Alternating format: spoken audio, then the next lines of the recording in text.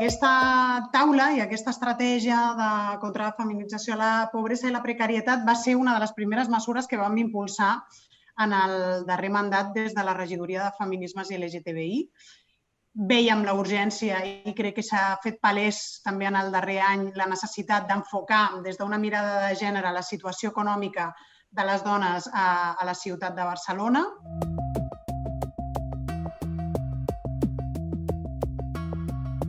A l'estat de la situació del pla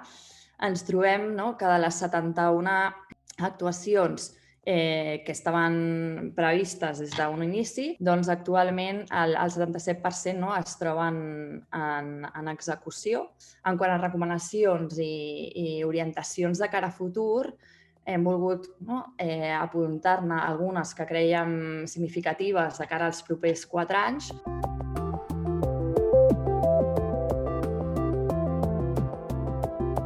En un moment de crisi,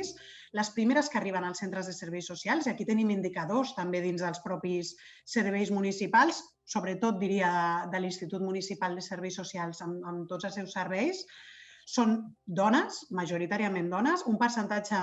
molt elevat de dones que no havien anat als serveis socials en el darrer any i que responen a dones amb perfils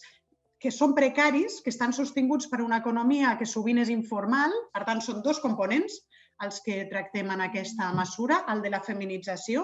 treballs on hi ha un percentatge molt elevat de dones, i la precarització entesa com una manca de seguretat i de qualitat en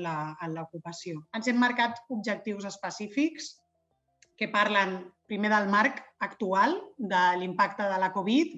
de com ajudem des de l'administració a fer una contractació més estable i segura. Com a motor econòmic que som, també tenim un impacte en la contractació i en les condicions laborals de les dones. Moltes ens preocupen. El tema del pacte del temps o de l'organització del temps, que també en el nou pla per la justícia de gènere li volem donar centralitat.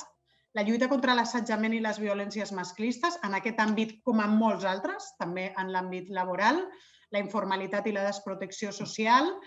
la manca de reconeixement social de les ocupacions feminitzades, això s'ha vist també molt clarament durant la pandèmia, qui sostenia els treballs més invisibles i com de sobte tots estem a casa i els que estan sortint són els que han de sostenir les feines més invisibles, moltes relacionades amb tasques reproductives, riscos laborals, factors de desigualtat.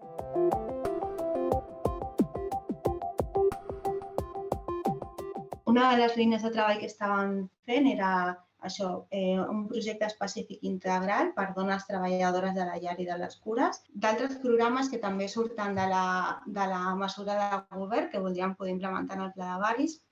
és l'homologació d'estudis, que aquest programa ja existeix, però només en alguns barris del Pla de Barris i voldríem poder fer accessible a tothom i en especial a les dones per tal que dones que han estudiat a altres països puguin homologar aquí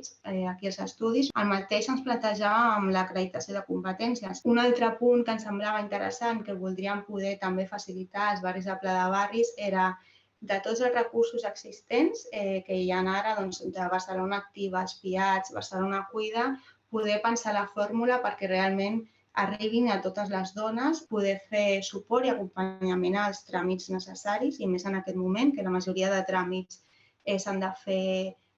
online i moltes persones no tenen accés o realment són tràmits molt complicats. Poder fer formació a mida per a la professionalització de moltes de les dones que permeti accedir a condicions de treball dignes. El projecte Concilia, que ja s'ha esmentat aquí, però com sabeu, la idea és poder-ho ampliar a més barris perquè pugui arribar a moltes més dones, que és el servei de camp d'oratge municipal. I, per últim, un tema de formació antic.